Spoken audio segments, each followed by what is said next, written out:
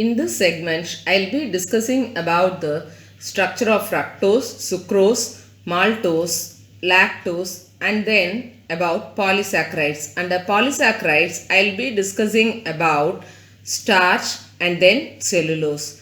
Now let us discuss about the structure of fructose. Molecular formula of fructose is found to be C6H12O6, and on the basis of its reactions it was found to contain a ketonic group. It was found to contain a ketonic functional group at C2 carbon atom, at carbon 2 and 6 carbons in straight chain, as in the case of glucose. It belongs to the D series. Here fructose, it belongs to the D series and is a levorotatory compound. Therefore, it is written as D minus fructose. This is the open chain structure of fructose. Fructose, it exists in two cyclic forms which are obtained by the addition of OH at the C5 to the carbonyl group.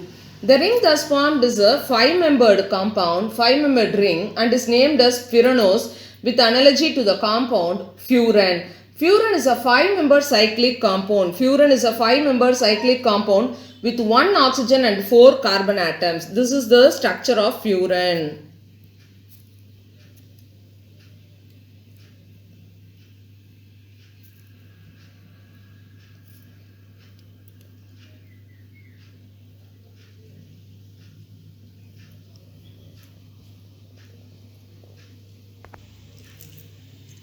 The cyclic structures of the two anomers of fructose are represented by Harvard structures like this.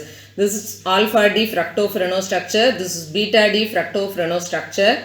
This is the first carbon, second carbon, third carbon, fourth carbon over here, fifth carbon, sixth carbon here. And here in this case, this is the first carbon, this is the second carbon, third carbon, fourth carbon, fifth carbon, sixth carbon. And the difference between alpha and beta fructofuranose is here the change of OH and CH2OH.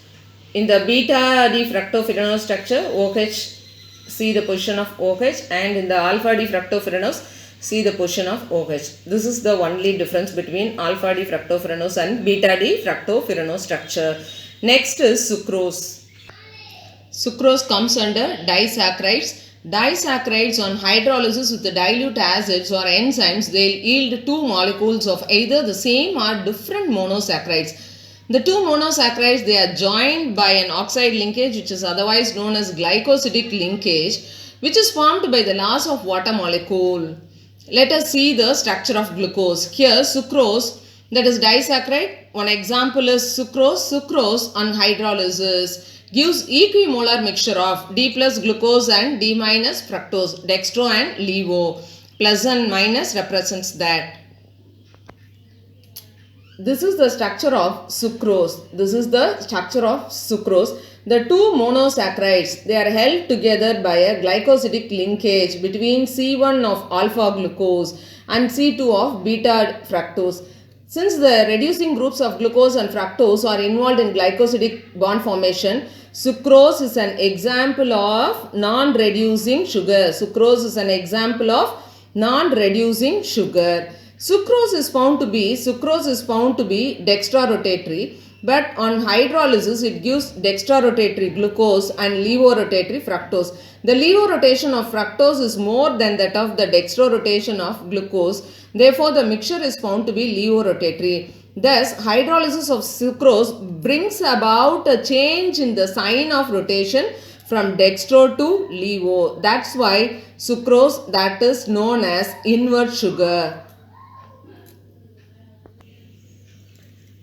Maltose, this is also an example of a disaccharide which is composed of 2 alpha D glucose units, in which C1 of one glucose is linked with the C4 of another glucose. The free aldehyde group can be produced at C1 of second glucose in solution, and it shows reducing property. So maltose is an example of reducing sugar. Maltose is an example of reducing sugar. And the carbon atoms are numbered over here as well as here. Lactose is the sugar which is present in milk and it is composed of beta D galactose and beta D glucose. Here the linkage is between C1 of galactose and C4 of beta D glucose, and lactose is also a reducing sugar. This is also an example of reducing sugar. Next, let me discuss about polysaccharides. Under polysaccharides, I will be discussing about starch, cellulose, and polysaccharides. They contain a large number of monosaccharide units which are joined together by glycosidic linkages. These are the most commonly encountered carbohydrates in nature, and they act as the main food storage or structural materials. Starch is the main storage polysaccharide of plants. It is the most important dietary source for human beings. High content of starch is found in cereals, roots, tubers and some vegetables. It is a polymer of alpha glucose and consists of two components. The two main components of starch are amylose and amylopectin.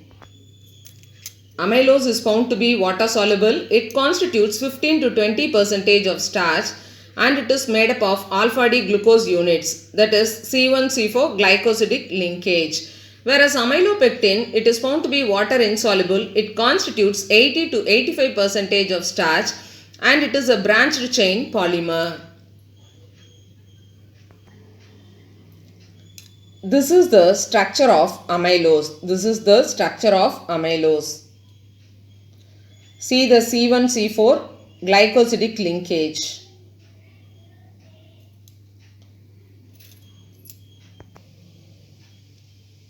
This is the structure of amylopectin. Where it is a branched chain polymer. This is the structure of cellulose. Cellulose, it occurs exclusively in plants. It is the most abundant organic substance in plant kingdom. It is a predominant constituent of cell wall of plant cells. Cellulose, it is a straight chain polysaccharide composed of beta D glucose units which are joined by glycosidic linkage between C1 of one glucose unit and C4 of the next glucose unit. Next one is glycogen. Glycogen, it is the carbohydrate that is stored in animal body as glycogen. It is also known as animal starch. Why? This is because the structure of glycogen is similar to amylopectin and it is found to be highly branched. It is present in liver, muscles and brain. When the body needs glucose, glycogen, that is enzymes, break the glycogen down to glucose. Glycogen is also found in yeast and fungi.